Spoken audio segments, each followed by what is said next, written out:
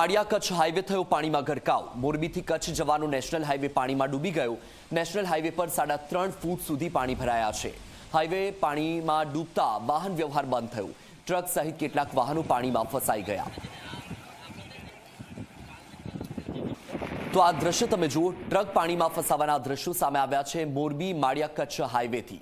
આ હાઈવે પાણીમાં ગરકાવ થઈ ગયો છે। મોરબીથી કચ્છ જવાનો જે નેશનલ હાઈવે છે ત્યાં પાણી ફરી વળ્યા છે। નેશનલ હાઈવે પર 3.5 ફૂટ સુધીના પાણી ભરાઈ ગયા છે। દ્રશ્યમાં તમે જુઓ કે ટ્રકના જે ટાયર છે એ ટાયર પાણીમાં ડૂબી ગયા છે, એટલું પાણી ભરાઈ ગયું છે। હાઈવે પાણીમાં ડૂબતા વાહન વ્યવહાર પણ બંધ થઈ ગયું છે। ટ્રક સહિત કેટલાક વાહનો અન્ય પણ આ પાણીમાં ફસાયેલા છે અને હજુ પણ વરસાદની સ્થિતિ યથાવત જોવા મળી રહી છે।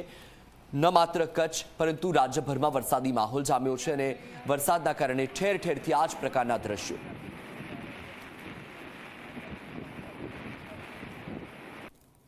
અત્યારે આપણે સૌ જાણીએ કે આપણે મચ્છુ 2 અને મચ્છુ 1 પણ ફૂલ થઈ ગયું છે। આપણું જે પાણી ચોટીલાથી આવે લગભગ 60 કિલોમીટરથી પાણી આવતું, એટલે પાણીની આવક જાજી છે। પાણી 2017માં હતું, એથી પણ વધારે પાણી છે। પણ આ જે નેશનલ હાઈવે કચ્છ હાઈવે એ આખો અત્યારે તમે જુઓ કે આખું ડૂબી ગયું છે। આજુબાજુના 5-6 ગામ છે, એના અમુક માણસોને 300 માણસને સ્થળાંતર કરી લીધા છે। બીજા જે વડીલો છે એ બધા ગામમાં એની વ્યવસ્થા કરી નાખી છે, કોઈ વાંઢુમાં છે એને પણ વ્યવસ્થા કરી નાખી છે। એટલે કોઈ પણ જાતની તકલીફ અત્યારે 300 માણસને આપણે સ્થળાંતર કરી નાખ્યા છે। જાજી ઉપાધિ કોઈ પણ વસ્તુ હોય, ડેમનું પાણી છોડે એટલે માળિયાની હોય। એટલે સવારની અમારી ટીમ છે, અધિકારી છે, બધા પોલીસ ડિપાર્ટમેન્ટ ને આર્મીના બધા જવાનો અહીંયા સારી રીતે કામગીરી કરે છે। અને મને ભગવાન ભાઈ આપણે પ્રાર્થના કરી કે આ જોતા એક પણ માણસને નુકસાન નથી અને નુકસાન ન થાય એ પણ જરૂરી છે। પણ મારી એક નમ્ર વિનંતી છે કે આ સોશિયલ મીડિયા દ્વારા તમે બધાએ તમારા પશુને હાચવો, છોકરાને હાચવો, માણસને હાચવો। હજી જે પાણી છે આ પાણી ઓછામાં ઓછું 14 કલાક ઉતરશે, 14 કલાક પછી ઉતરશે। રોડ બોર્ડ બધાએ ધોવાઈ જવાના। એટલે વ્યવસ્થાના ભાગરૂપે આપણે તંત્રને સહકાર આપી અને સોશિયલ મીડિયા દ્વારા ખૂબ જ સાવચેતી રાખી એવી મારી નમ્ર વિનંતી।